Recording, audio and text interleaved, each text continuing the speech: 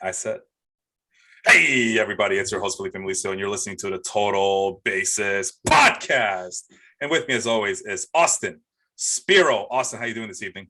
I'm all right, man. I'm all right. For those of you that think that California is all sunshine and hot, no, it's flipping cold. It's rainy.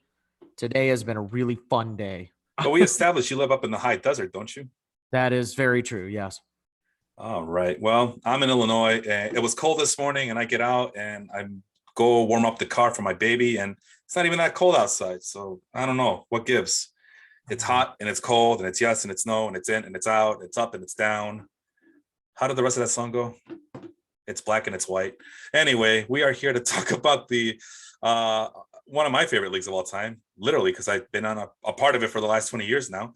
It's the Mardi Gras Madness head-to-head weekly points league that I've been doing since I was just a pup. I might have been younger than you, Austin, right there. Oh, wow. A little bit younger. I was still in college. Yeah, I'm not. So, well, I keep thinking about like where we started and how this league got started. And I was just a young kid, man. I was trying to tell these grown ass men, hey, I was 18 years old, and I was telling them, hey, can I play with you guys?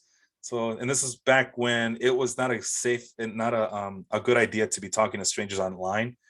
And now what, 20 years later, I'm talking to you almost regularly, stranger online that I met on Facebook because of baseball. So how things have changed. So yeah, we're going to review the Mardi Gras Madness draft that we just participated on Sunday. Let me know if you can see my screen. It should be the draft results. Yep, gotcha. And without further ado, let's get going, man. Round one, fight. Can we see the entire round? No, we cannot. So let me make that small. Now we can see it. There we go. So if you're watching on your phones, flip your phone over horizontally. Robert says it's the 21st season that you guys have done this. Yeah. Well, we started back in 2002, but obviously 21 seasons that we're on the blackjack stage. This league still drives me crazy. I don't know why I keep coming back sometimes, but you know why you keep coming back sometimes, Austin? It's because of the camaraderie, man. You miss those guys in the locker room, right? Yeah, right. That's true. Yeah, you just get attached to these guys. So, but at any rate, TMT Dynamite, that's our guy, Matt Bushnell. He's over there at the Football Life, the Audible. His podcast goes on regularly on Tuesdays. I don't know what is up with the season, off season though. I forget what the off season is about. He could tell it. You know, Matt, tell us on the damn comments what your off season is going to look like for the rest of the NFL schedule here. But he goes with Aaron Judge, no brainer, slam dunk. I mean, a monkey could have made this pick, right, Austin? Yeah, I loved how people in the draft were like, oh, I got to scramble. He picked my guy. I'm like, you knew he was going first. If you were not first, why do you have to scramble? You knew he was going first. So I don't know. This was a slam dunk pick for me. I put him in my queue, but I was like, I didn't have a first round pick. So I was like, there was no way that I'm getting Aaron Judge. If I'm getting Aaron Judge, then this league is going to be a slam dunk because he would have been a second round pick. There was no way. So yeah, Aaron Judge was easy. What about the next couple of picks? I mean, let's go with the offense first. For the Evil Empire, he's a Yankee fan from Illinois. He went with Chris Bryant, but is that the direction you could have gone? Because there was, in terms of hitters, there was also Nick Castellanos, Carlos Correa, Randy Arozarena, with Merrifield for some reason. I mean, is there anybody in the first round you would have preferred in that second spot there? In that second spot, I think the only other one you could have gone with was probably Castellanos, and that's because he's in Philly. But I think the pull for Chris Bryant is he's in Colorado. He just came off a good season in San Francisco, and he has multi-position availability. He's eligible for multiple positions. So no, I think Chris Bryant was a good choice there for second because Castellanos, you're only getting either right field or DH. Chris Bryant, you're getting left field, you're getting third base, you're getting DH, you're getting more positions with Chris Bryant. So I like that pick. All right. Yeah, I was hoping that Chris Bryant would fall to me, but I knew that wasn't going to happen. So, and then it gets interesting because of the starting pitchers that were available. Kevin Gausman. It's basically the same thing that happened in the Baseball Life League. Kevin Gausman was available. Robbie Ray was available. Lance Lynn, Joe Musgrove, Max Fried, Frankie Montas. And you will see that for the sixth pick, I went with Randy Arozarena because I did not trust any of those other pitchers to solidify my team. I mean, if you had a first round pick, Austin, if you had one, because we know you don't, if you had one, would you have gone pitcher in this first round or hitter? What would have been your strategy? With the offense that was there, I probably would have went offense. Yeah, for sure. There was more dependable offense than there was dependable pitching, and so you kind of saw. And I kind of saw that all of the offense was going first in the first round. So you had to grab that offense as soon as possible. If they started going pitching, I might have leaned towards pitching, but I would have done offense. Yeah, that seemed to be the trend in this first round. But I mean, I think, let's see, 1, 2, 3. Wow, this is the opposite of the baseball life league. Three starting pitchers won in this first round. And everybody else was a hitter, including Whit Merrifield with the 8th pick, Corey Seager with the 9th pick, Salvador Perez going in the first round. By the way, I forgot to mention that 6 players were kept. So this is virtually that's the other league. 5 players were kept. This is virtually the 6th round. And Salvador Perez still goes in the first round. Matter of fact, Salvador Perez and Will Smith, not the guy who beat up Chris Rock last night, the catcher for your LA Dodgers. Back-to-back catchers. Were you shocked by that, Austin? I was absolutely shocked that the way he just slapped them. That any that any catcher went in the first round. I definitely would not have. I thought Perez would have slid to maybe the second, third round. I was not expecting it to go to the first round. So Mike over there at Balls Out, I think, set the precedent with catchers, and catchers was a really weird thing to draft this round or this draft. I felt like catchers were kind of just thrown in there randomly, and you were like, whoa, that's a weird place for that guy to go, but okay. Yeah. And the only catcher that was kept, so to speak, was Adley Rutschman, but that's because we have minor league slots that protect those type of players. So yeah, let's move on to the second round. So was that no back-to-back picks here. So Jordan Romano, I believe that's the first closer. Is that right? Yes, Jordan Romano is the first closer. Yep. First closer off the table. So, and then Alcantara, Teoscar Hernandez. Where was Hernandez on my cheat sheet? Where was he? Teoscar Hernandez. That was an interesting pick. I was not expecting him to go this early. I know he's a very explosive player. Okay, Hernandez was my 19th best outfielder. So I guess that would have been a good spot. The only problem I have with Hernandez is that the strikeouts are too high, and we do penalize strikeouts in this league. So something to keep an eye on with Shane. Let's see, Jorge Polanco. That's a nice pick by my guy, Steve Carey. My guy, screw that guy. I hate playing. So I think of all the people I know in this league, Steve Carey is the one that lives closest to me. So yeah, there is something to be said about geographical advantages and disadvantages. And then now we have our back-to-back picks. And with the 5th and 6th pick in the second round, Charlie Morton and Logan Webb, back-to-back pitchers. Were you impressed by that? And now, was that auto pick, or did John make those picks himself? I don't know anymore. I think John made those picks himself. Okay, I can't tell. But I have Charlie Morton and Logan Webb, top 30 starting pitchers. They're going in the second round, the virtual 7th round.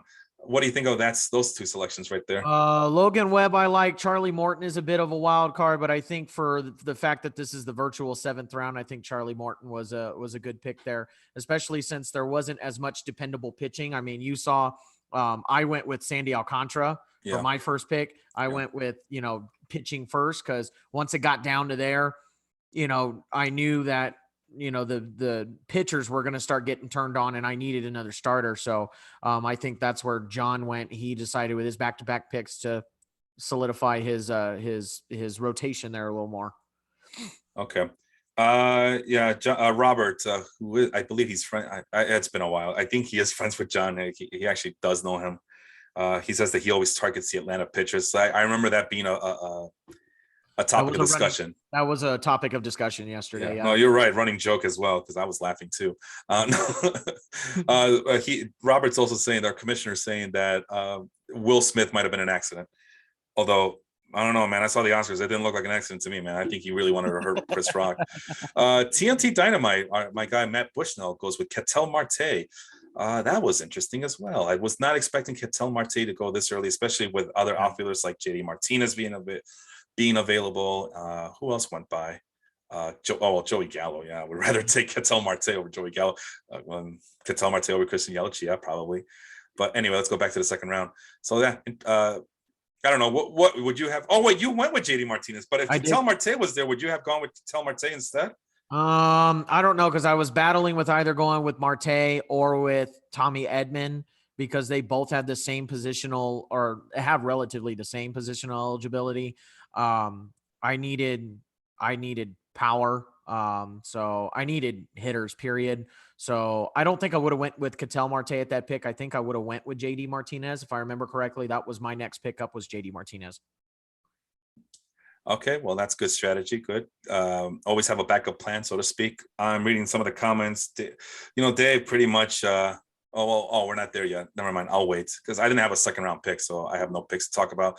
The rest of the round goes Tim Anderson, Edwin Diaz, Frankie Montes, and Lance Lynn. Any issues with those guys? No, Diaz is a good pick there. He might have went a little high, but Diaz is a good pick there. Yeah. Anderson was probably, I think he was the top shortstop that was available at the time. No, according to my rankings, it was actually Corey Seager. But after that, it was Tim Anderson. So, and Corey Seager went in the first round, right? So yeah. At that time, Tim Anderson was the top shortstop. So if you needed a shortstop, definitely a good pick there. Because after that, it kind of falls off, because for me anyway, it went Tim Anderson. Then you get Dansby Swanson, Willie Adames, Gleyber Torres, Ahmed Rosario. After that, shortstop takes a dive. So yeah, big dive. Yeah, Tim Anderson is a good pick there.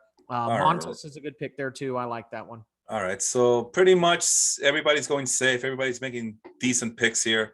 Yeah. Nothing too out of the ordinary. Then we get to the third round. Finally, I get a pick back, and I had to do it, man. I had to do it. Yeah. I took a risk. Waiting a little long. I thought that who the hell did I pick again? I forgot already. Randy Arozarena. I thought he was the choice to make. He was my top outfielder that was available. Could play left field and right field. So I figured between him and Jonathan India, I'd rather have Al Rosarena now and hope for the best when I get my picks again in the third round. And sure enough, there's Jonathan India just waiting for me to pick up. He is my second ranked second baseman. I understand that I have him ranked a little bit too high. I don't care. I want him. He's young. He's promising. He's finally getting things together. He's going to be batting leadoff on a Reds team. I know the Reds are going to suck this year, but it's fine. India is one of those guys that he's a self-starter, man. He's a self-starter, motivates himself, whatever cliche you want to bring up on, that's him. Joe Musgrove goes after that, Joey Gallo, Clayton Kershaw, Tommy Edman, and then we get you talk about running gags, right? This is the big one, Christian Yelich. As you may or may not know, Austin, I've had Christian Yelich on my team since 2013, 2014. Basically he was a Marlin. Really on the low levels of the Marlins. When I decided that I wanted him, I fell in love with the guy with his scouting report over at Baseball America, and I had to have him. And I did all those years, just waiting for him to kind of develop and become this five-tool player that he was projected to be. He finally did. He won an MVP, and then he started struggling with the back problems and yada, yada, yada. And that was the gag. Oh, Felipe picked Christian Yelich again. And not only that, but I also got private messages from both Matt Bushell and Stephen Carey. Oh, Felipe picked Christian Yelich again. You just can't help yourself. Nope. It's funny. In the comments, everybody was like, I'm surprised you took India. I'm surprised you took India there. But I will say that was a good take, because if you didn't grab him, that's who I was going to grab in this round. Yeah, you got Tommy Edman instead. Yeah, I got Tommy Edman instead, but I was going to grab India because I figured I would need another second baseman. And it would be nice to have, if Trevor Story, because I have Trevor Story, I kept him. If Trevor Story was going to play second, it'd be nice to have Jonathan India as a backup. But Tommy Edman is good. I like Tommy Edman. But yeah, everybody is like, you're surprised. I'm not, because that's who I was going to pick if you let it slide. Yeah, everybody's surprised. Have you guys not heard of Jonathan India? Okay, well, I understand. I mean, Whit Merrifield went ahead of India. But he went to the Royals fan in our group, so that wasn't surprising. I would have done India ahead of Merrifield. And then Polanco left, and so the guys that were available probably at this point were maybe Brandon Lau, Jake Cronenworth. Yeah. It was India and Edman, and then Brandon Lau and Cronenworth. So it was either India or Edman for me. Yeah, and I wasn't going to draft a third baseman. There's just too many third basemen that I could wait on. Catcher's still too early for me. Outfield, I mean, who was available at outfield? Oh, Christian Yelich. Eddie Rosario, yuck. I think that might have been an auto pick, though. We'll get to that in a little bit. Who else is available? Austin Meadows? I don't think so. But Jesse Winker. Yeah, you know what? It was either down to Christian Yelich or Jesse Winker. They're ranked right there next to each other on my cheat sheet. And I went with the former MVP, Christian Yelich. So listen, I don't need Christian Yelich to be outstanding MVP caliber. I just need him to be getting me 30 home runs and 100 RBI. That's it, man. It could happen. It could be done, right?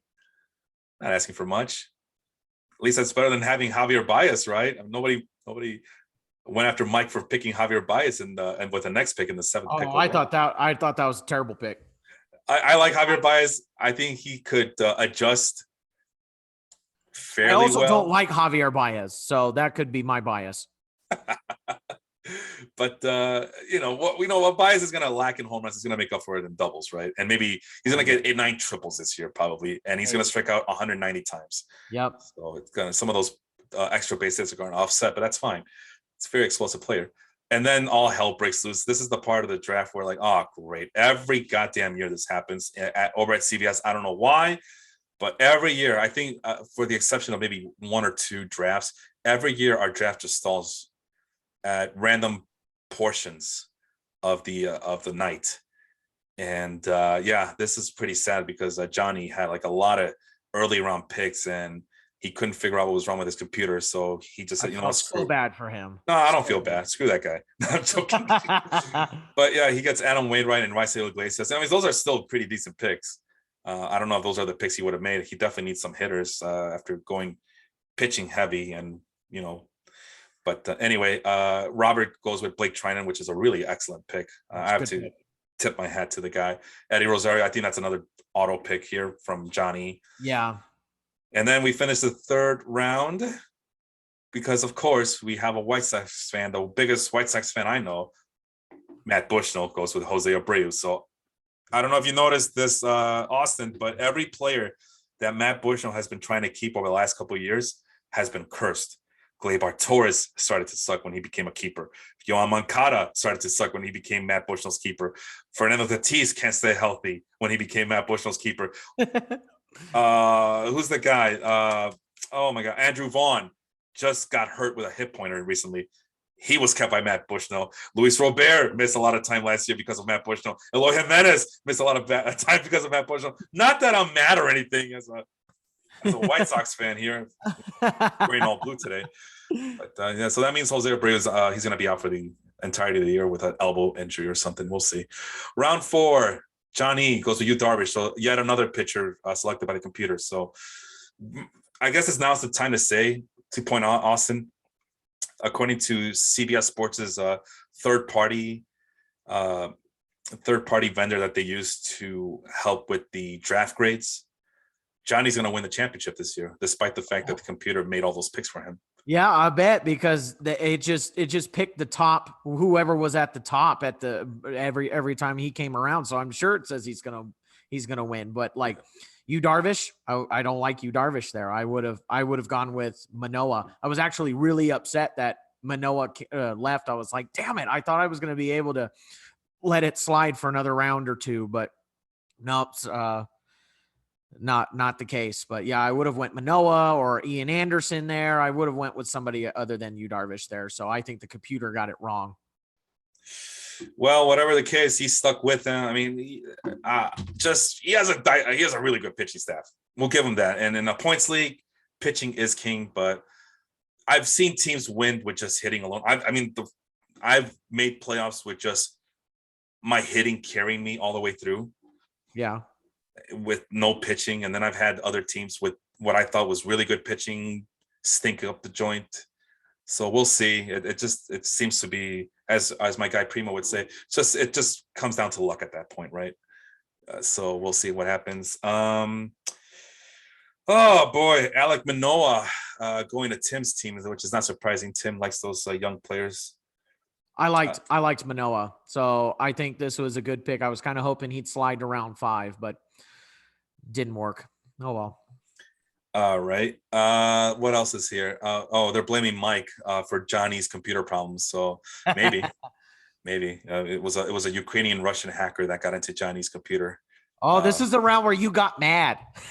Oh yeah, the fourth round. This was where I just went full tilt and just got angry. But let's really quick. Shane goes with Giancarlo Stanton. Steven goes with Ian Anderson. Tim, wow, he had 2 picks in this round. He goes with Austin Meadows. So there you go. And then Johnny gets Eric Lauer. Wow. This poor guy. And then, of course, because Matt Bushel can't help himself, Yasmani Grandal, another White Sox player. So that means Yasmani Grandal is going to have like multiple collateral ligament damages to his knees. Why couldn't he pick Wilson Contreras or Dalton Varsho or Kyrie Ruiz? No, he just had to go with Yasmani Grandal. So rest in peace, White Sox 2022. Let's see here. I noticed that there's a lot of comments. I don't know where to start here, but yeah, let's get to Apparently, it. Sean is going to roast me next week for saying maybe Baez was my bias. So, all right. Robert said that he wanted Alcantara, so it looks like Austin's roster is going to be frozen for the rest of the year. Surprised that Felipe took India. Melvin, sorry, he's on the podcast in the comments section wreaking havoc. Not sold on the guy, just thought too high. Okay, you guys got to be specific with these names. I'm on a 7-second delay. Jonathan India, they were talking about it with. Oh, Jonathan. really? Who's your second baseman? and then later on he goes, well, actually, with what was left, he changed his mind. With what was left, he actually decided that was actually better. I mean, I could have gone with Chris Taylor and Brendan Rodgers, but then I wouldn't be I mean, that'd be a boring pick, you know. Dave, nobody cares who Mike picks. All right, well, I stand corrected then. So prepared to be roasted. His keeper list was not so good to me. Whose keeper? Was it Mike's keepers? I thought he had good keepers. I thought it was. You guys gotta be specific, man. Help me help you. If it was Mike, it was probably because he traded all of his good players for draft picks. So yeah. Okay, and then Robert just wants to point out that it takes good keepers that make a difference, that make a real difference in this league. So Matt Bushnell's keepers were not good. Oh, I don't know who he kept. Tatis, and then he got hurt the next day after he kept them. What, Jimenez isn't good. Luis Robert's no good. Those guys are okay. Freddie Peralta, because he traded Peralta. He acquired him from me. All right. Like I said, this is where I go full tilt because I had the 12th pick and I got the 13th pick. I'm sorry. The 12th pick in the 4th round and the 1st pick in the 5th round. I'm thinking to myself, yes, I'm going to get the 2 pitchers that I really want. Emmanuel Clase, Framber Valdez. I'm not even updating my queue at this point because I feel like I'm confident I'm going to get these 2 guys. And sure enough, Clase goes to Austin.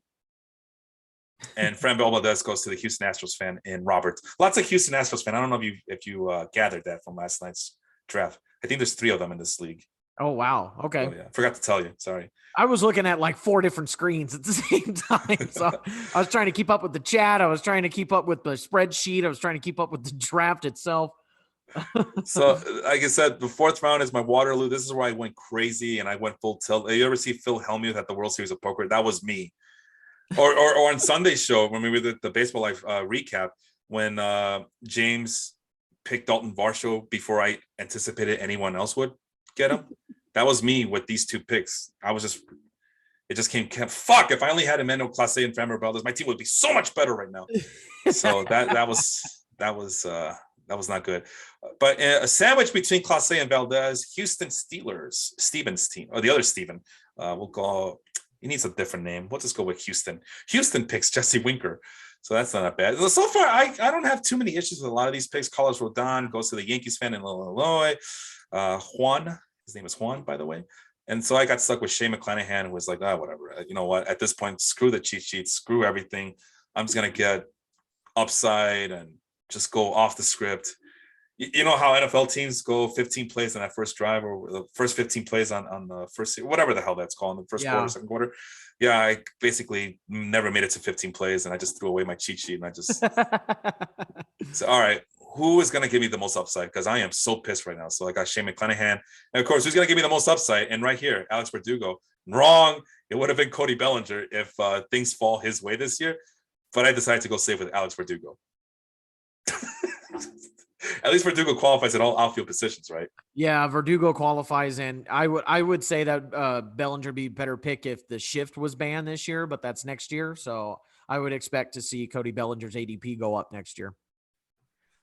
All righty then. Well, Chris Bassett goes to Juan's team, a decent pick, and then it gets I don't know what happened here, but Luis Castillo, really good pitcher when he's on, but it looks like he has a shoulder injury.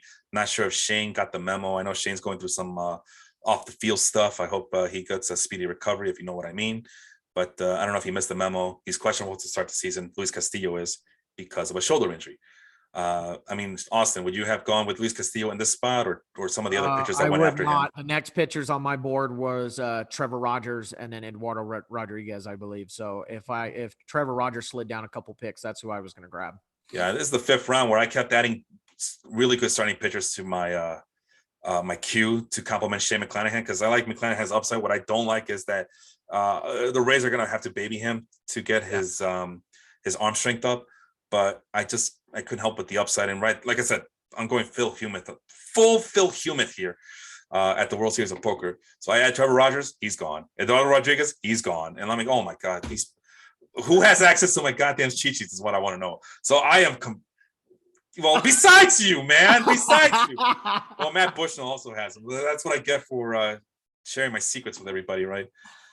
Not that I don't do it on every Sunday morning with you guys, but so I just went with old reliable here, Sonny Gray. Not the most exciting pick, but I just needed another pitcher to solidify my rotation because at that point I only had McClanahan, Brandon Woodruff, Jacob deGrom, and they come with their own question marks as well. Yeah. Aaron Savali going to Johnny, but that's a auto pick. Sorry. Then I get really interesting pick here by Roberts. The commissioner, Jazz Chisholm, middle infielder for your Miami Marlins. Yeah, I was shocked to see Jazz. I thought he was going to go another round or two before he got picked. And so this is where I was starting to go, oh crap, who am I going to do next? Because I didn't expect Jazz to get picked up that early. So I was like, oh man, I don't know what to do now. What were the other second baseman, middle infielders that were available? I think he qualifies at both shortstop and second base, but it looks like there weren't many. Because no middle infielder got picked in the sixth round.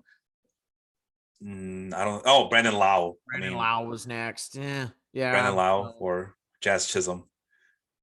Robert saying he had multi-position eligibility and he needed that. Okay.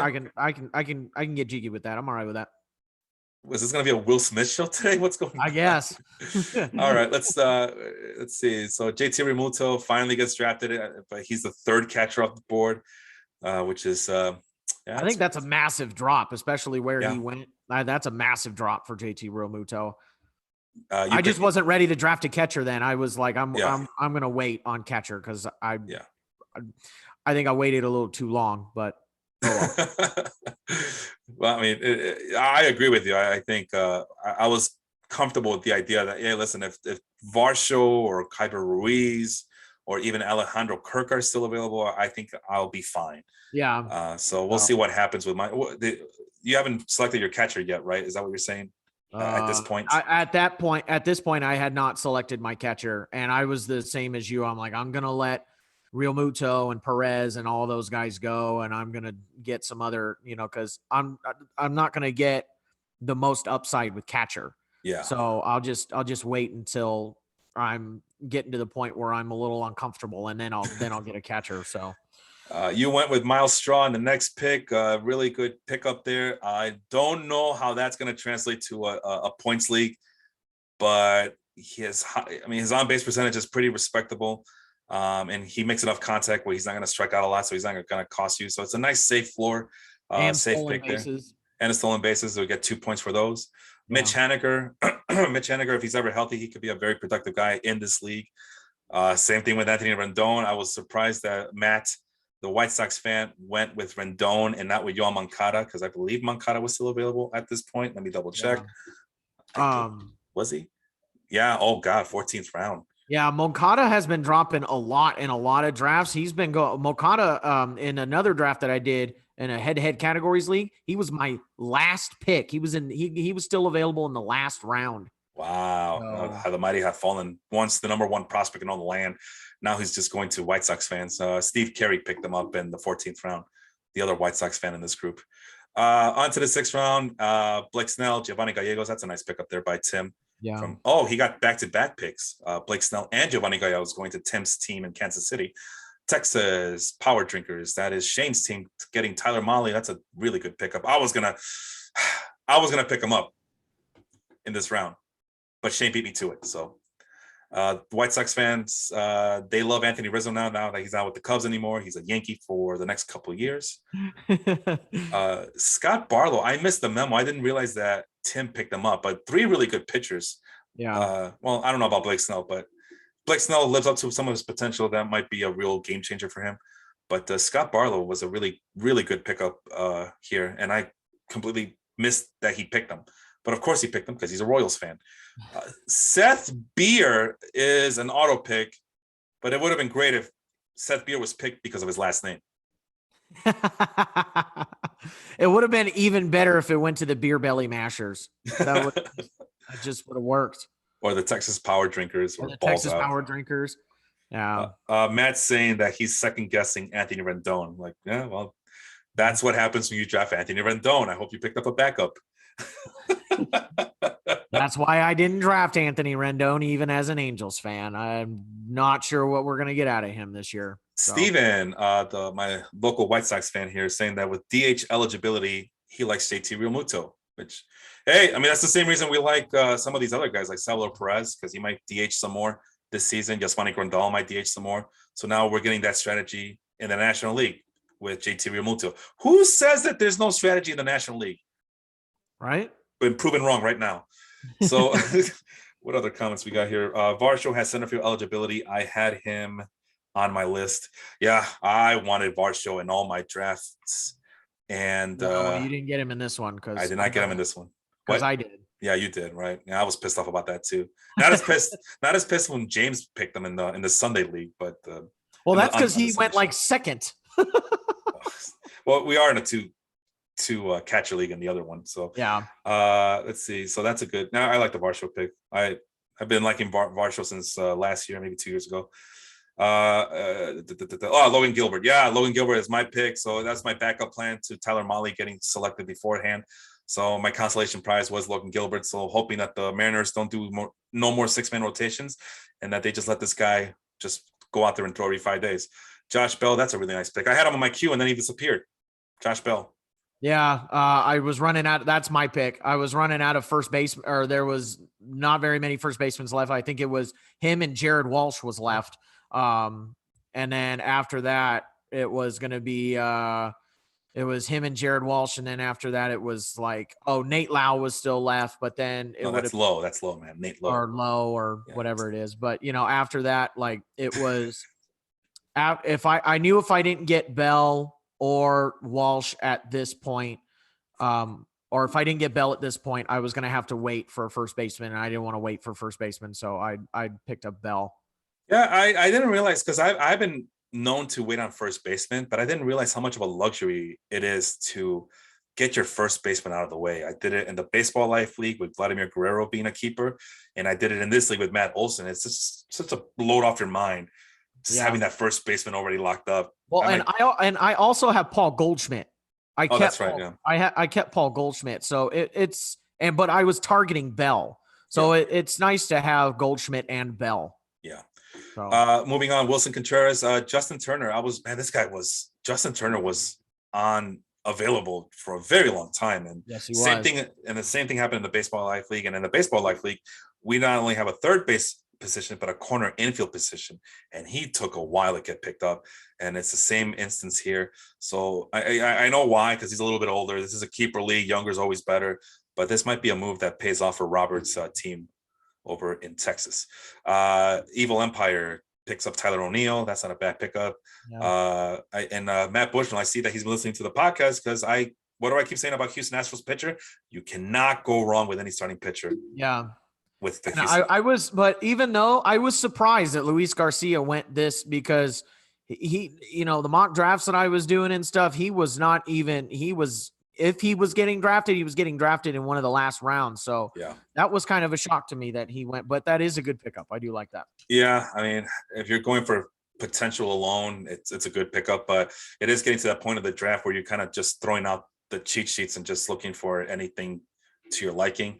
Or at least at this instance, it might have been too early for Bushnell, but I'm sorry, it might have been too early for Luis Garcia, but it was just right for Matt Bushnell. Garcia is ranked anywhere between 61st and 90th. Let's see, I can't do math here, but he would be my 69th ranked starting pitcher on my cheat sheet. That's very nice. Michael Kopech. So once again, Michael Kopech was healthy. There was no Red Cross before Matt Bushnell picked them up. Oh, okay, not injury related. What's wrong with Michael Kopech? It's personal, I believe. What is he, Michael Jordan?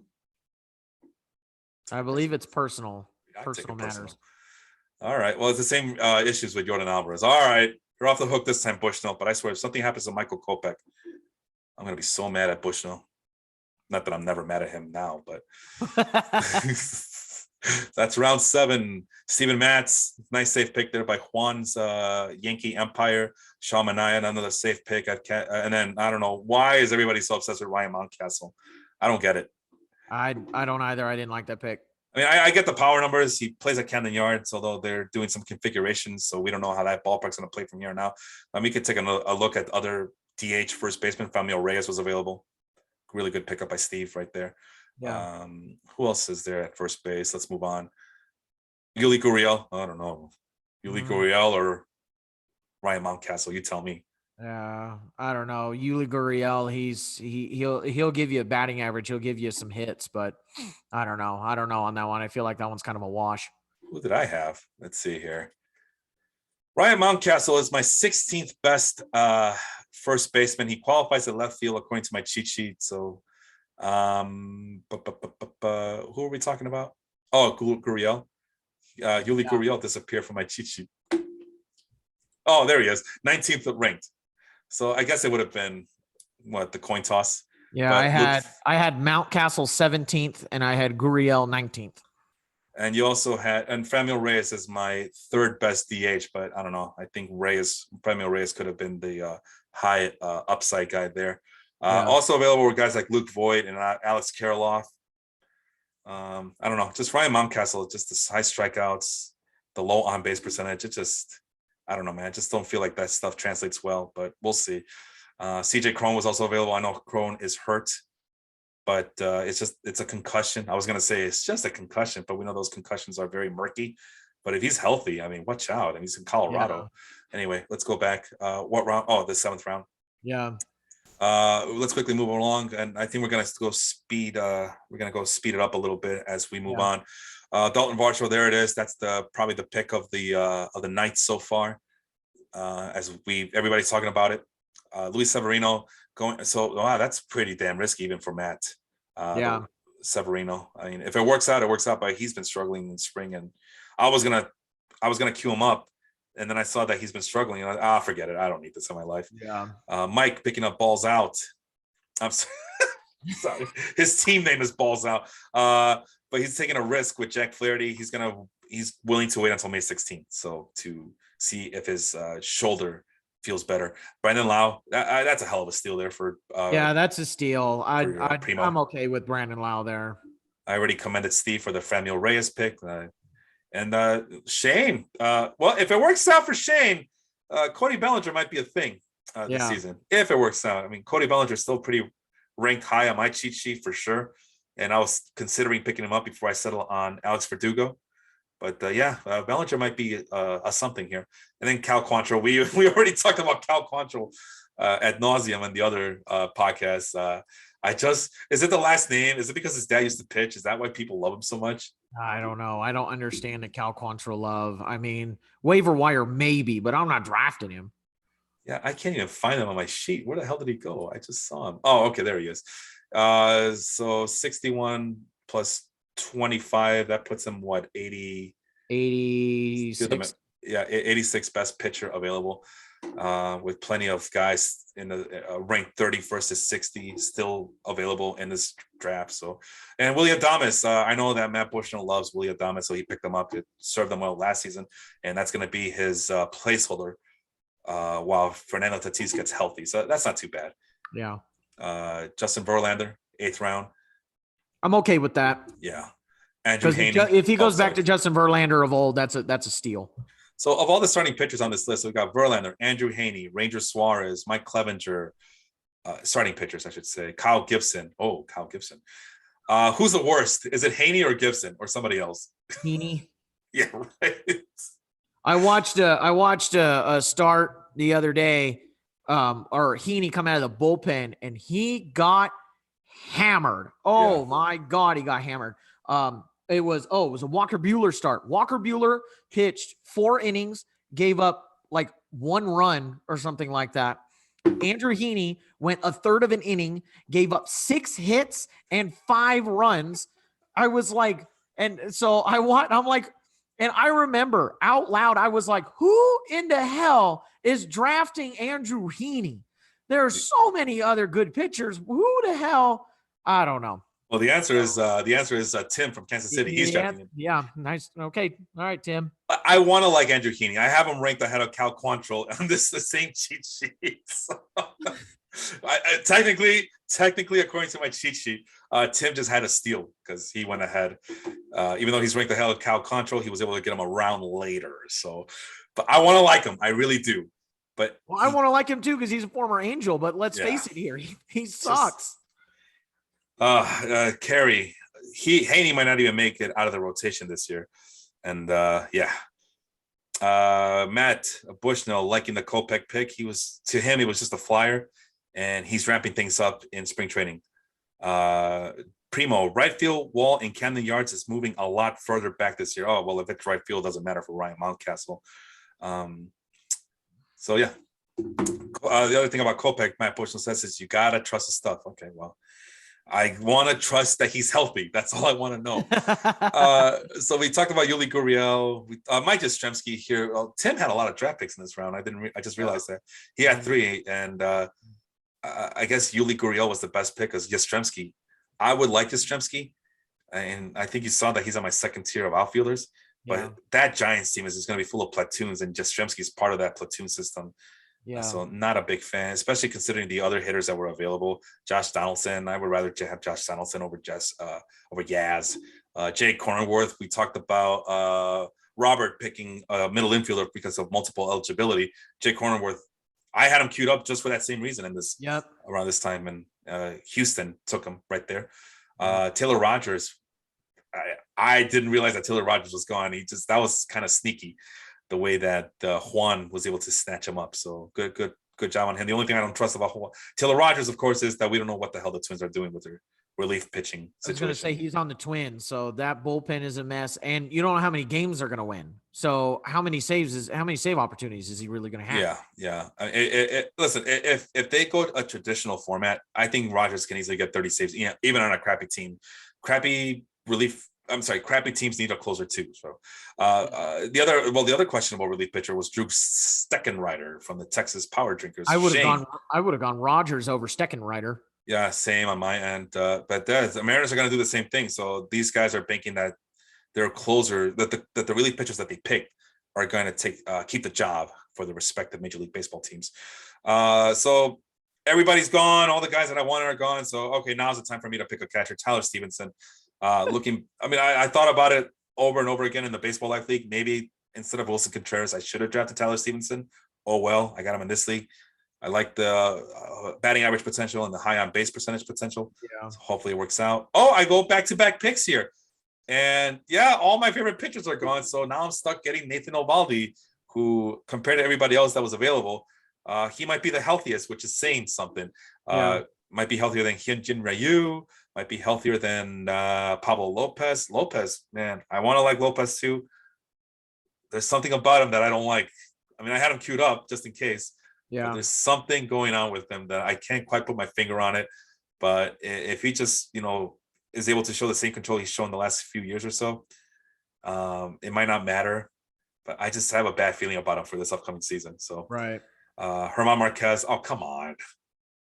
I feel better about my Nate Eovaldi pick. And then Anthony Descalfani, who's an injury risk, but he does play for the Giants. So that's a really good pick by Houston there. Yeah. But yeah, I like my Eovaldi pick. Is this, yeah, this is right around the time. Okay. So let's talk about this here for a second. So now I get to the point where I have like 2 rounds where I have no picks. I am literally sitting here watching all of my players go away for 2 rounds. I was so mad. And for those of you that are listening, this is my first year in the league. So I took over a team. So I did not have this choice. I did not choose to give away all these picks. I'm just sitting here. It is a tough feeling to sit there and watch all the players that you've got queued up just ding, ding, ding, ding, ding, just go away. Oh man, yeah, it was no fun. Well, let's see here. Primo is making a correction. It's I believe he's talking about Camden Yards. He meant left field, not right field. So if the changes are being made, then maybe Ryan Mountcastle does not benefit unless he starts hitting the opposite way. Robert, our commissioner, is bragging that he got all the good closers. Primo saying, I don't think so, Tim. Because I got Class A. So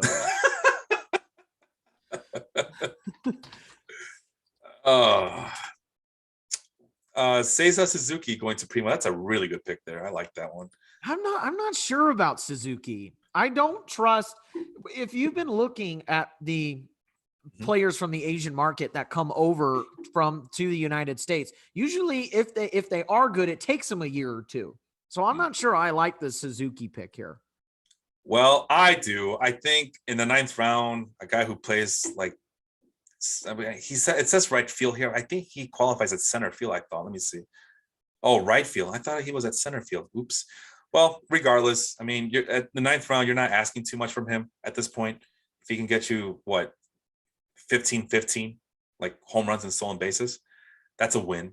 Gets you 20-10, that's a win. If gets you 18-9, that's a win. Anything like Suzuki can get you, along with a lot, the stereotype with those Japanese hitters are that they like to slap the ball around a lot to the opposite field. So good batting average kind of translates to points leagues. So it might this might be something. This might be a really good potential pick here, and all it cost was a 9th round pick. So that's not too bad. Matt Bushnell saying that his favorite pick was Joe Barlow. Joe Barlow. The one thing I like about Joe Barlow, not to be confused with Scott Barlow, I wonder if they're brothers. Anyway, is that it looks like Barlow's going to be closing for the Rangers, and there's no threat. But so far, Barlow doesn't get a lot of strikeouts. Last year, he only had a K9 of 8.38 strikeout per 9 innings. And a lot of his peripherals show that 155 ERA, major fluke, big time fluke. And then what's his 24.3 strikeout rate, 10.8 walk rate. So yeah, he might be in for a rude awakening this year for the Rangers, but we'll see. I mean, the Rangers, everybody's excited for the Rangers, so maybe I'm wrong. Ryan McMahon going to Houston, seeing back-to-back third baseman with Tim getting Matt Chapman. I got Camilo Doval, even though I don't like the situation with the Giants. I look around, there's no more closers because apparently Robert took them all. But but yeah, I went with Camilo Doval, and I hope that he gets that he shuts down the closers role. I think he should. And Jake Mcgee not being able to use the sticky stuff like Sean was alluding to last week, and also the Giants may be utilizing him as a lefty specialist coming out of the bullpen, and Doval is more of the traditional closer. That's what I'm thinking on. A little bit of a homer pick, but compared to Camilo Doval, at least we know that the Phillies will go with Corey Knebel, right? Right? This last I checked. Oops. God damn it. Keep flipping that thing on. I don't mean to show pictures of my baby. I do apologize. I keep wanting to open up a new screen here. What's next? We talked about CJ Krone. Look at Primo. Corey Knebel and CJ Krone back to back. That's pretty damn solid, man. That's really good. Yeah, I like that. That's solid. Those are solid picks. Hell of a luxury to have there. Pablo Lopez, we talked about. He may or may not be a good or bad thing. Chris Taylor, we talk about Swiss Army knives. That's a really good one. And Chris Taylor. Somebody asked me if I would rather have Tommy Edman or Chris Taylor, and I basically I responded by saying, just depends what you need. But Chris Taylor is as steady as they come. But the thing I don't like about him, the Dodgers, they move everybody around and give everybody long-term breaks, and it's just a disaster for fantasy purposes. All right, we got 7 more rounds to go after this 10th round. Alberto Mondeci going in the 10th round to balls out over in Southern California. What do you think? It's a points league. Do you think Mondesi, his production translates well in a points league? Well, it's hard to say whether he translates to a points league or not because he's never on the field. Jesus Christ. But it's funny because I saw Mondesi on the board and I'm like, you know what? I was thinking about possibly drafting him at this low. I didn't want to draft him high because that's too high of a price for somebody that gets injured as much as he does. But I thought about it here. So I can see the reasoning behind the pick. So let's see here. Who's next? Eduardo Escobar. We talked about Eduardo Escobar ad nauseum on Sunday's show. I can tell you Steven's not a Mets fan. I can tell you that much. So yeah, we'll see. Primo's calling me out because he calls Suzuki a slap hitter. Like, I don't know. It's spring training. I don't want to take too much stock in it.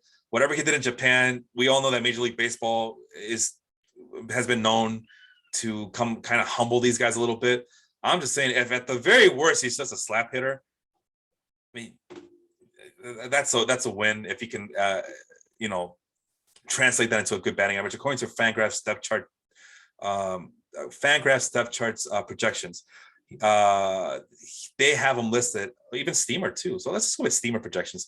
Steamer projections has Suzuki hitting for a 287 batting average, a 387 on base percentage with a 533 slug, to go along with 29 home runs and 9 stolen bases. If he gets a 287 batting average and only gets to 19 or 14 home runs as some of these other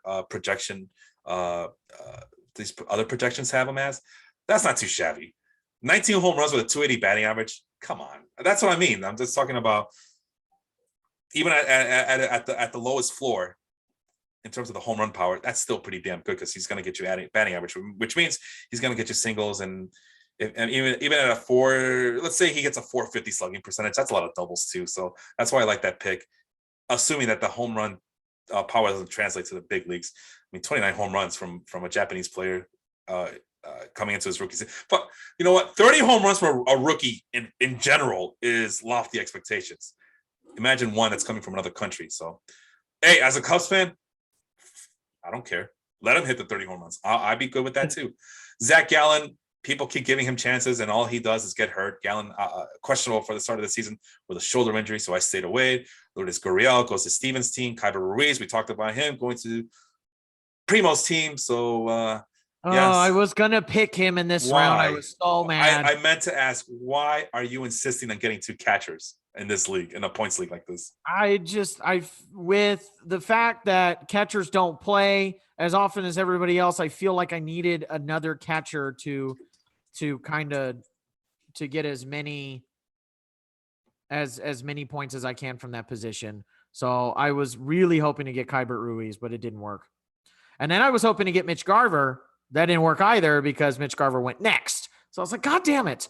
So at that point I was like, well, there's no point in getting catchers.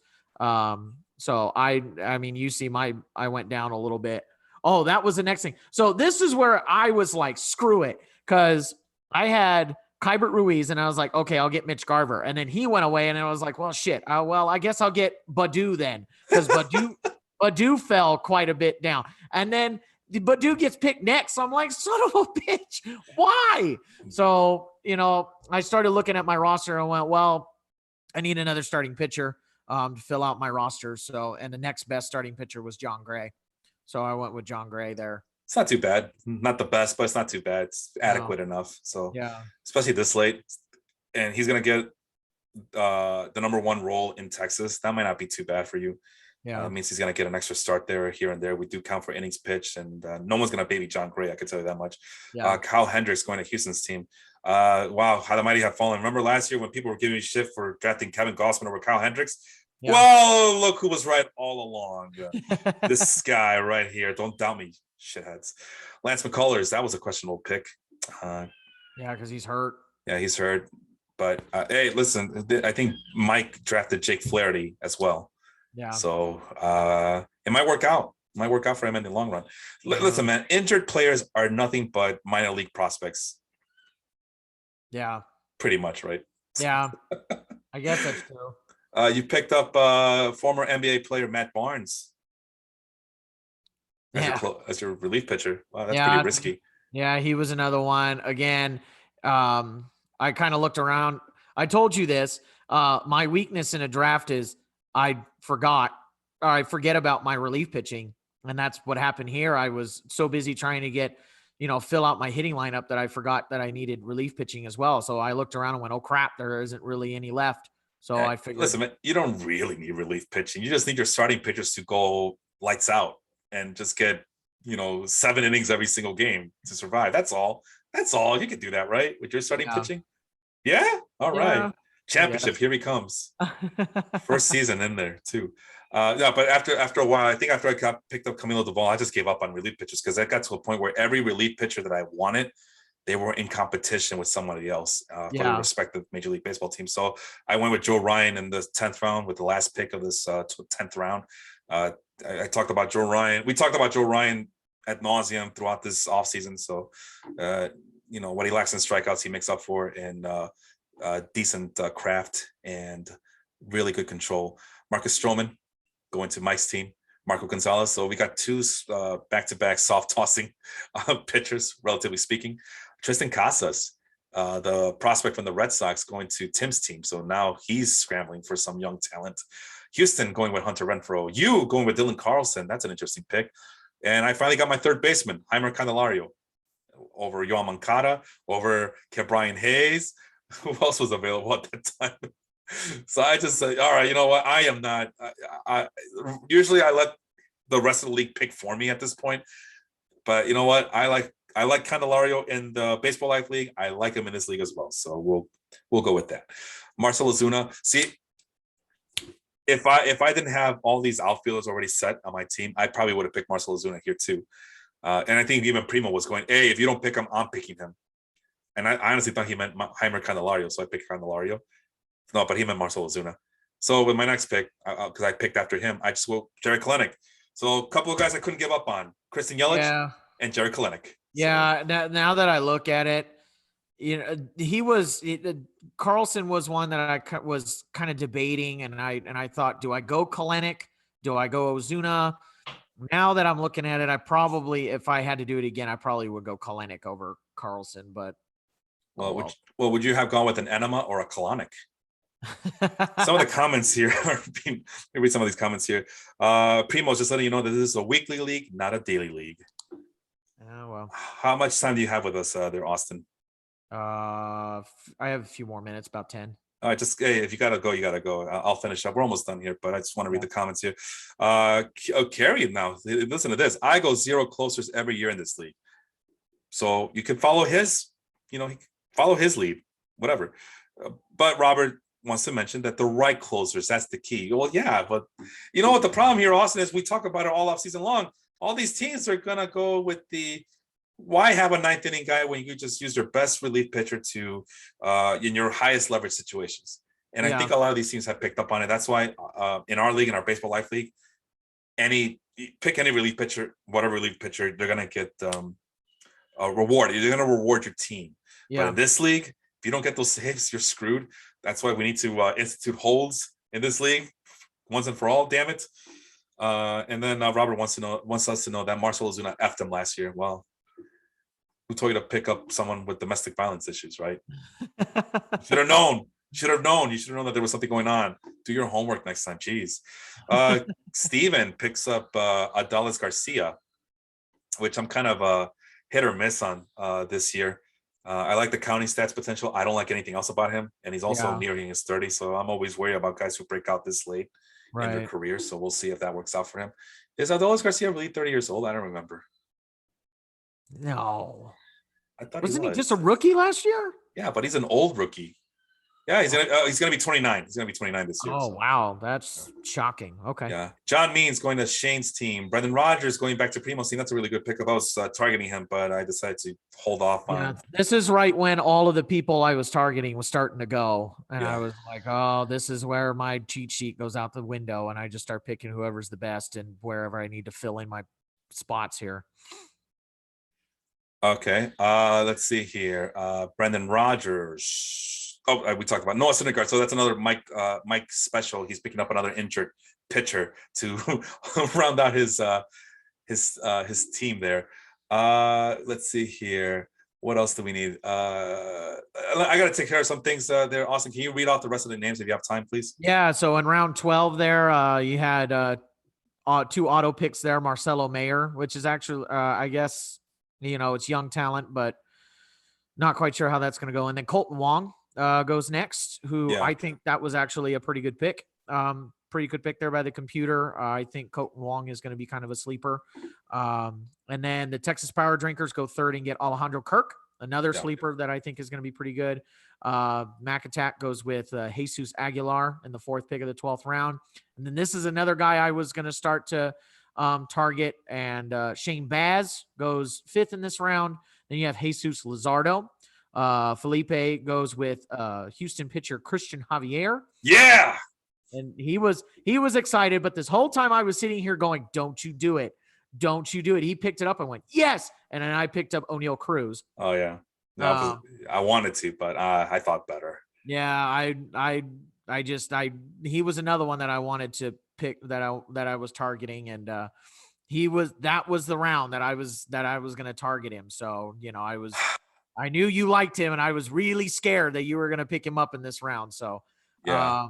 And then Houston Steelers pick up Trevor Bauer, hoping, in hopes that he plays this year. Castroville Crushers pick up Jose Urquidy.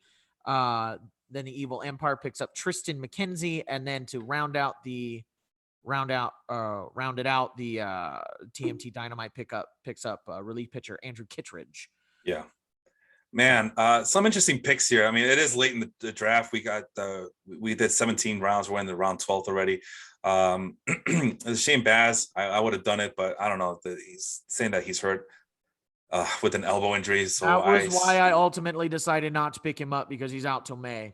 But Primo getting ballsy as he normally does in this league. So good for him. Jesus Luzardo, post-hype sleeper. Christian Javier, I was excited, but the one problem there is that he might be starting on the bullpen. I didn't care. I wanted the upside, and hopefully he does start.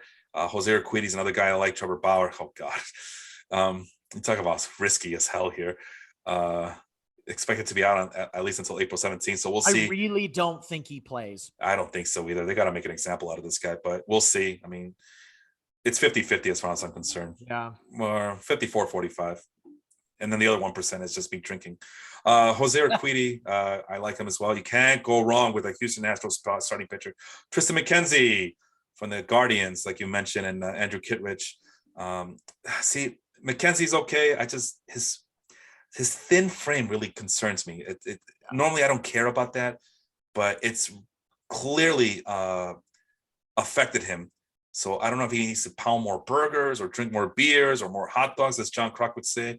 And of course, Kittredge time sharing with the Tampa Bay Rays. So, yeah, I don't like Tampa relief pitchers, because you never know if they're going to be openers, if they're going to close, if they're going to pitch in the 4th inning. You never know where they're going to be. So I don't like drafting Tampa. The only Tampa relief pitcher I liked drafting was Diego Castillo. Oh, and now he's not there anymore. Yeah, he's with the Mariners. Mariners. Is he with the Mariners? Yeah, he should be, right? He got traded to the Mariners. Oh, okay. Who's next on the agenda there?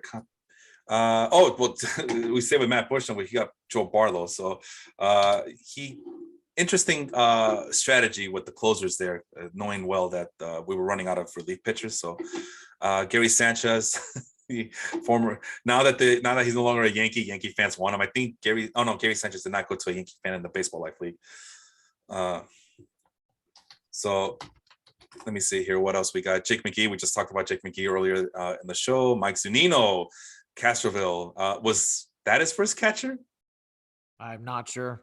Robert, who was didn't you pick a catcher before this, or was this your first catcher? I don't know. Because you got Varsho, right?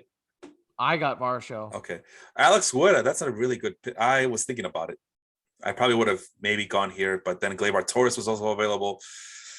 So that's an interesting selection there, man. Gleyber Torres, I got him in the Baseball Life League. I got him in this league as well. We talked about those Swiss Army knives that we wanted at middle infield. Torres is not that guy yet, but if he's going to be starting at second base for the Yankees, I have myself my second base and my shortstop infielder to kind of spell what's his face, Bo Bichette and Jonathan India. Yeah. Back to back. This is very interesting. Primo, man, I gotta say, he always makes very interesting picks, and this year is no different. Zach Greinke and Carlos Carrasco, where most of us are thinking, let's go young or let's go with the right situation. My guy Primo goes, nah, I want 35-year-olds on my team because I can rely on them. Zach Greinke, Carlos Carrasco, they don't need to be babied at this point, right? Yeah, I not sure. The Carrasco pick, not quite sure. Greinke, I like a little more just because he's now in KC, which is a little, Kauffman's a big stadium. But I'm still not quite sure about those picks. I mean, Greinke, he's dependable, but at the end of last season, he was getting rocked. So we'll see what happens. And then Adam Duvall, I was really kind of surprised by. Mark Melancon really dropped, I think, in this one. And, even though he is a closer, he's on Arizona, how many save opportunities is he really going to get? Then you got DJ LeMahieu and Charlie Blackmon to round him out. All right. Well, you saw that Matt Bushnell snuck into the program. He couldn't help himself. Matt, say a couple of syllables. Make sure your audio is working. A couple of syllables. There you go. That's more than a couple. Matt, this is Austin. Austin, this is Matt. So, Matt. Hey, Austin, I'm very familiar with your work, sir. Nice job drafting. Thank you. Appreciate that. Thank you. Oh, he got my cheat sheet, so it's really me drafting. Just everybody gets my spreadsheets at this freaking point. What are we talking about? Oh, Zach Greinke, Adam Duvall going to Steve's team, Mark Melancon going to Shane's team, and then balls out Mike's team, getting a couple of players associated with the Colorado Rockies and DJ LeMahieu and Charlie Blackmon. You talk about just getting reliable veterans, I guess. I don't know. If it works out, it works out. If it doesn't, it's. I don't like the DJ LeMahieu pick because now he's going to be kind of a platoon. He doesn't really have a place. Yeah. You have Chapman. Is it Chapman at third? Donaldson. You have Donaldson at third. You have Gleyber Torres at short. Who's playing? Somebody else is playing second now. You got Anthony Rizzo over there at first. DJ LeMahieu is the one that gets pushed out. Yeah. So I don't like the DJ LeMahieu pick here. I don't think he's going to get enough playing time to warrant that. Well, you never know, man. I mean, one of these guys that you mentioned could get hurt. I mean, Donaldson, for real, he can be hurt, or Torres might not. I hope not, but Torres might end up not playing up to par, and he might be the biggest disappointment. That means that the Cubs won that Aroldis Chapman deal, like I've been saying all along. Because that's it, man. For the Yankees, that's it. That's all they got is Gleyber Torres. They got 4 prospects, and all they got is Gleyber Torres, and they can't wait to run out of town, it looks like. All right, let's move on to the 14 up. But before we talk about it, Matt, what do you think of this draft this year? I heard the stuff about my keepers, and I tried to base this off potential. I talked about it a lot. Everyone knew. I mean, you'd have to be kind of silly not to think that I wasn't going to take Aaron Judge #1. Yeah. But seeing how it goes, I mean, I wanted Giovanni Gallegos as my closer, as the primary guy. And he goes like a couple of picks right before I go. And then I'm like, you know what? I just got to take guys with stuff. Get guys that can get people out. Barlow probably being the exception on that list, and then Cobb later on in the draft. But there were just so many guys that I had in my queue that were just going, like Austin said, 1, 2, 3. And I don't think I had a pick between the 8th, 9th, and I think I picked the last pick in the 10th round. So close to 36 picks without getting to pick a player. So it was tough trying to fill some holes, but, I felt with Luis Robert, I think CBS is underestimating his point total. They have him at 482. And then I have Judge and Eloy in my other outfield spots. And I had Marte tabbed for second base. That was the second baseman I wanted. So I love my first picks. The Tatis injury screwed me. That's why I went Willy Adames in the 7th round. Yeah. So overall, pretty happy. All right. Well, I mean, all things considered, you should be happy. But let's move on to the 14th round then. I am gonna have to go. Austin, thank you so much for accommodating me, and congratulations on your first draft in this league. Thanks, man. Appreciate it. We'll talk later. Yeah, congratulations, Austin. Thanks. Have a good one, guys. And that's Austin. For those in the league who don't know him, that's who he is. He is a teacher from Southern California, and he's single, ladies. All right. So, so Mike goes back to back picks. Stop trading with this guy, seriously. All right. So, and then what does he do? He picks up two veterans up here, right? DJ LeMahieu and Charlie Blackmon. And then he picks up Joe Adell and Cavan Biggio. Cavan Biggio is so unspectacular for me. By the way, Robert says that since I picked up Christian Javier, that my team is now frozen per commissioner rules. So the podcast is in trouble here, Matt. But Joe Adell is an interesting pick. I guess let's just talk about it. Let's put the spotlight on Mike. All those four picks I just mentioned: LeMahieu, Blackmon, Adell, and Cavan Biggio. Who's your favorite? Adell. Hello. I'm not a big believer in Biggio in a points league because to me he's like Nick Madrigal. You know, he's going to get you a bunch of singles. So not a huge fan of that. Not enough point upside on that. I think DJ LeMahieu is kind of double dipping on the Gavin Biggio train there. Yeah. Because LeMahieu's going to hit for a nice average. He'll probably get 20 homers if he gets enough at bats. But with them getting IKF or IFK, I'm not going to try to butcher that name. But the Yankees, it might be Torres the odd man out or LeMahieu. I get a lot of Dodger vibe with the Yankees infield. Yeah. So it's kind of, for me, it was stay away. Adell's interesting because he was supposed to be this shot out of a cannon superstar for them. Right. Their right field answer with Trout. And that kind of turned into the Ohtani sideshow last year. So to me, Adell, if he can cut down on the swing and miss, and he's got 40 homer potential, I really like that pick for a low risk, high reward type of deal here.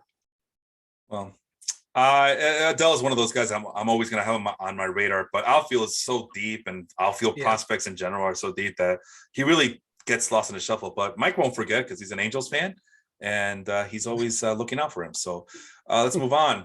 Shane with Tarek Skubal. Oh, wow. So we mentioned this earlier, right? Steven, the other White Sox fan, goes with Yoan Moncada. So how did you feel not getting Moncada back? I was okay with it. I don't trust the numbers with him. He strikes out too much. He's too patient. If this was 2019 Moncada, who was more aggressive on first pitch and second pitch, strikes in the zone, I would be okay with it. But he's just too damn patient, and it's just not enough upside in the points league. And I know a lot of people us White Sox fans always say, well, he's got this F WAR, but his defense is really good. That's what really kind of makes his value go up. But fantasy baseball, I had no interest in him this year. Yeah, I had a chance to get him, and I picked Jeimer Candelario, who plays in a pitcher-friendly ballpark, traditionally speaking. I went with him over Yoan Moncada.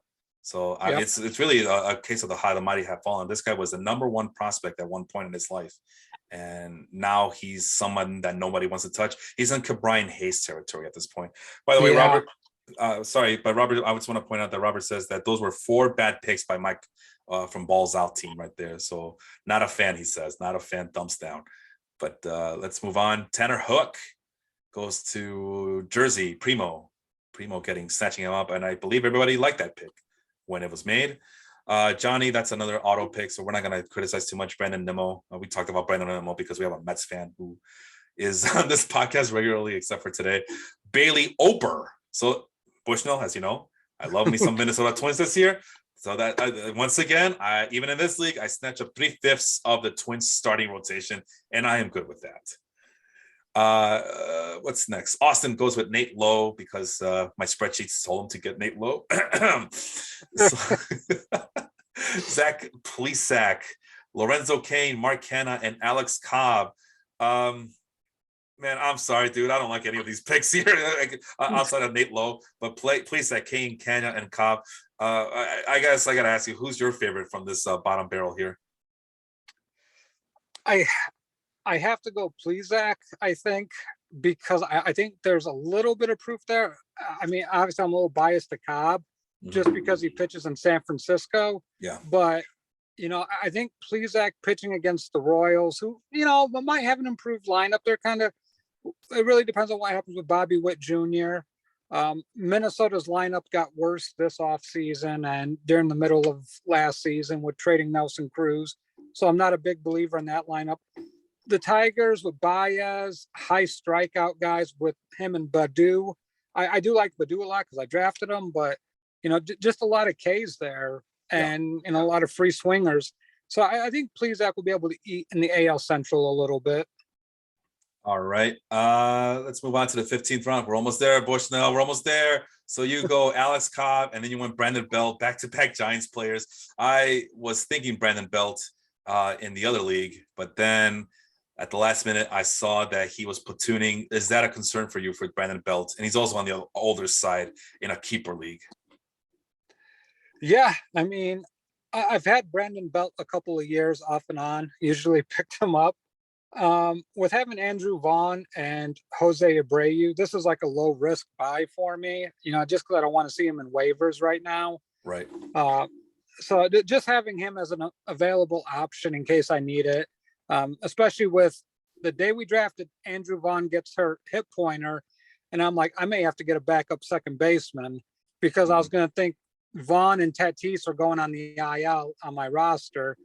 But seeing Belt there kind of was like, it makes a lot of sense. I like the value a lot. Kiki Hernandez going to the Yankees fan.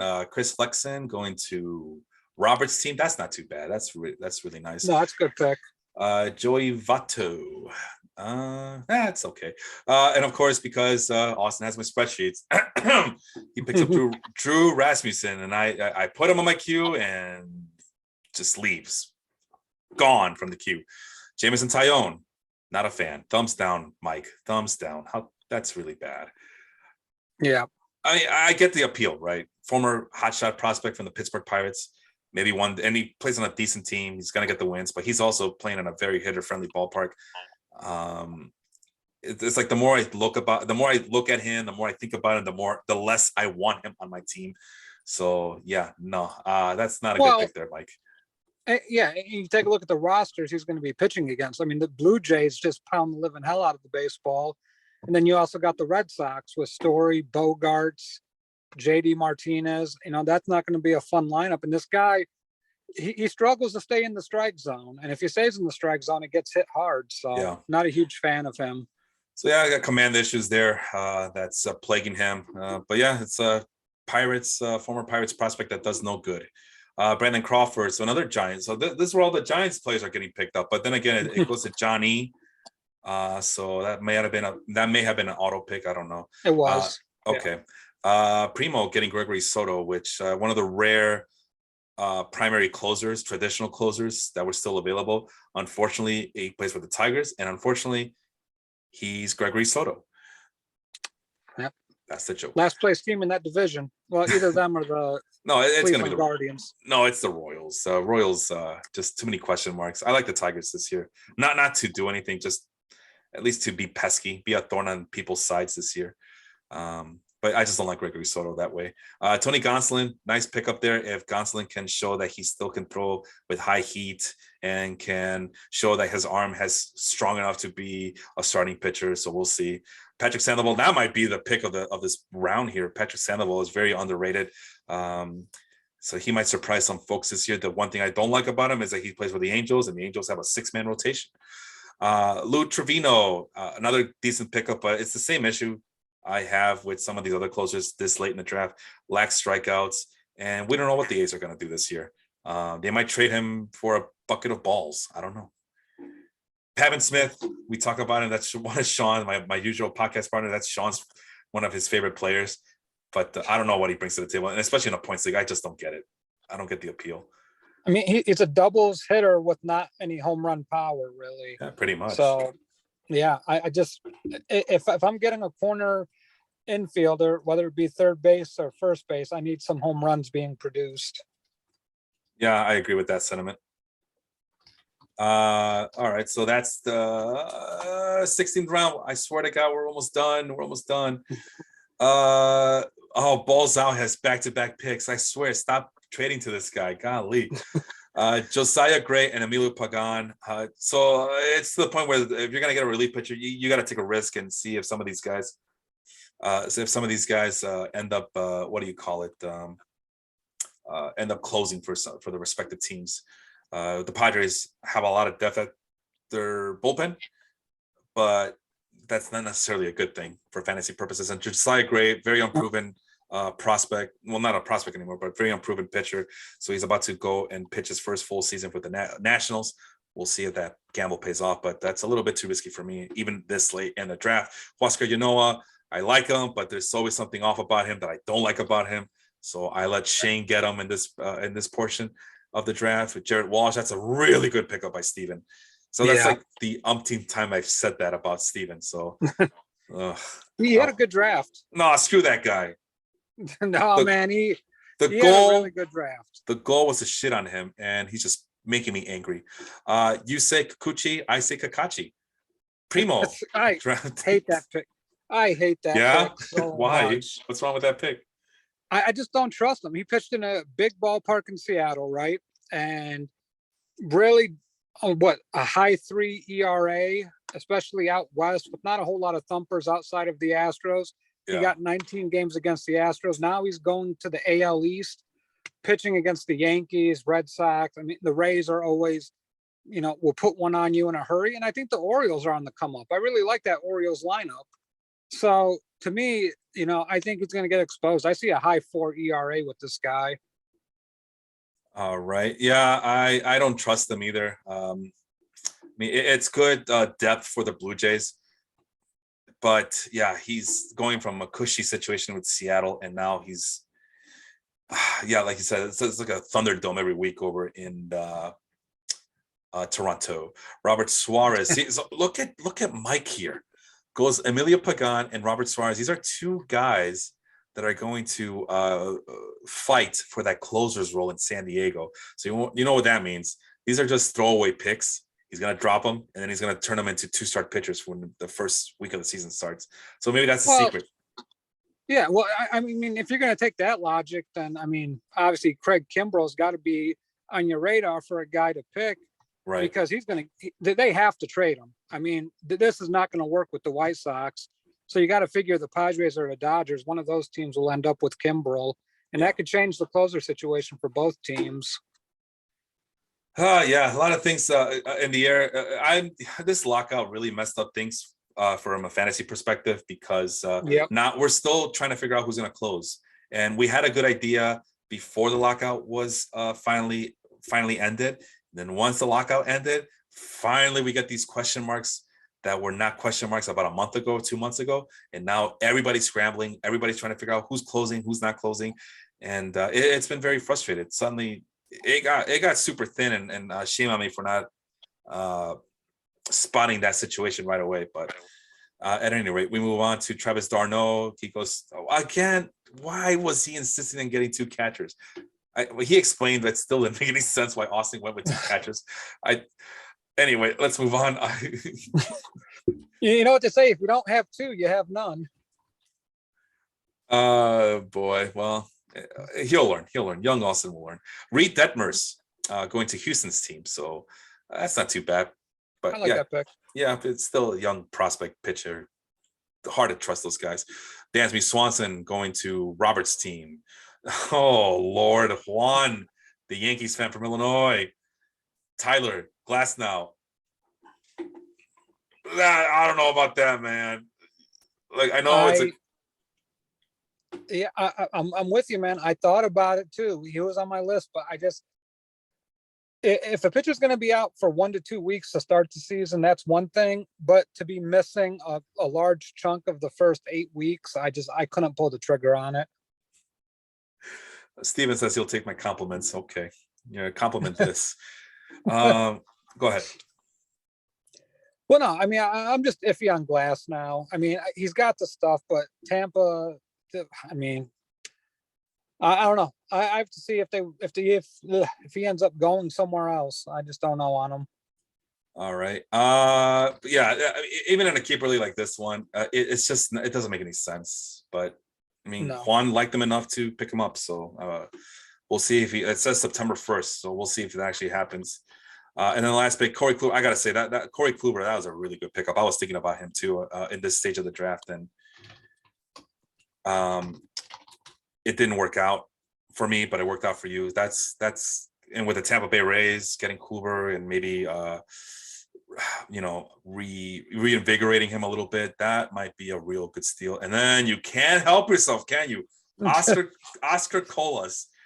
Okay, so obviously, what is this? You were inspired by the spring training games that were going on in Arizona there? What's going on? I had him in my queue and I had to go to the bathroom really bad. So I was just like, all right, just hit draft. I really had to go to the bathroom. I was about to pee on myself. So that's behind the Colas pick. That's actually what I told my bartender the other night too. Like, I got to go to the bathroom, just hit the draft. Beer. Gene Segura going to Juan's team. This everybody's picking Gene Segura left and right, and I don't understand, but I guess he's gotten a little bit more pop as his speed has gone down, so that might not be too bad of a situation for him. Trent Grisham. Again, normally I would applaud that pick, but I just don't know what the Padres are doing with their lineup. Houston taking Steven Strasburg. No, that's almost as bad as the Glasnow pick, and I'm a big mark for Steven Strasburg. I'm not feeling it this year. Are you feeling Steven Strasburg this year?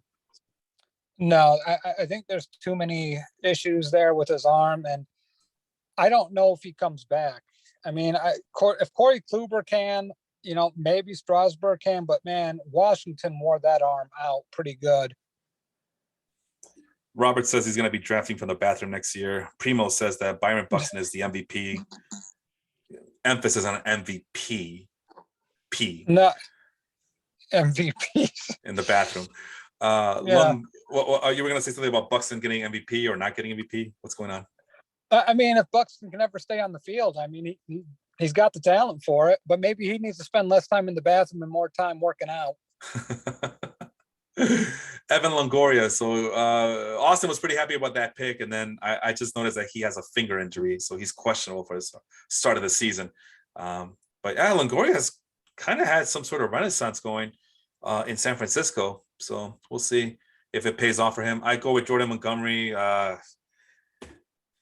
All things considered, that was probably the best pitcher that was available as far as I was concerned. I mean, Casey Mize was also there, but I felt like I needed to have like 9 pitchers for this league. So Montgomery was the last of the bunch there. Ty France, that's not a bad pickup. Ty France, very underrated. Underrated by me as well. I was, anytime I see Ty France, I'm getting ready to shit on it. But after looking a little bit deeper, Ty France might be a real deep hypnotic sleeper this year. So Mac Attack Steven gets Carson Kelly. It's not too bad. Yeah, I mean, I messaged you during the draft. After those two catchers went in the first round, it just changed the entire dynamic of that position in the draft. I drafted Grandal a lot sooner than what I wanted to, and I was just looking, and it was really between him and JT, and I figured if I didn't draft one of them then I was going to end up with Mike Zunino, and that was my worst nightmare. Oh, so I just pulled the trigger on Grandal. Who ended up getting Zunino? I forgot. Was that Robert? I think Robert got Zunino. Let me see. Zunino. I mean, if he got drafted, I'll be shocked. Zunino went to Robert's team, the commissioner. God. Yeah, makes for a crappy team, he says. I don't know if he's talking about his team, but I think he's talking about your team because you went to the bathroom. Oh, yeah. Well, yeah. I mean, some of those picks may have been made in the crapper. Casey Mize. Who was the one guy we were talking about during the podcast? Oh, it was Moncada. Well, here's another for the Tigers. The mighty have fallen. Former number 1 pick overall in the Major League Baseball draft, Casey Mize, now being selected as a possible sleeper, like complete deep sleeper in the 17th round, virtually the 22nd round in our draft, going to Shane's team over in Texas. What's the matter with Casey Mize? Is it pandemic related, or is he not as good as people thought he was when they were scouting him? What's your take on the divisional rival pitcher here? Yeah, I think he throws his main pitch is a splitter, I believe. I don't know anymore, man. I honestly don't know anymore. I mean, he's got to throw it for strikes, and he's got to keep it down in the zone. he elevates it, it gets hit hard. And it's always the like 2 or 3 run homer that does him in. And he throws a lot of pitches, you know, usually when you see him in the 5th inning, he's right at that 100 pitch mark. So he's not going to give you the 6 innings. He's not going to give you the quality start that you want. So it's really hard to really get sold on Casey Mize. So he has 5 pitches that he can throw at any point, but the most popular ones are the 4-seam fastball. I assume it's a 4-seam fastball. Let's go with it. Okay. 4-seam fastball, the splitter, he only throws 13.2% of the time, but so that, I mean, that's what got him drafted. It's a 70 grade splitter. And as you guys know, these prospect report cards go up to 80. So 70 out of 70 for Casey Mize. But it's the fastball, the splitter. He has a sinker, slider that he's been trying to throw more, especially last year. And then he'll throw in a knuckle curve every once in a while. But the fastball, 94 miles an hour, which is pretty healthy. But there's something missing there. I don't know what it is, but there's something missing. I mean, as a right-handed pitcher, when you're maxing out at 94, you got to complement that with another off-speed pitch and make it look like it's a fastball. And, you know, with everyone throwing harder today, Felipe, 94 looks awfully tasty to some of these hitters. Yeah, I mean, we talked about on Sunday's show how Kyle Hendricks has been struggling because the Cubs decided to just duplicate their rotation to look like a bunch of Kyle Hendricks out there.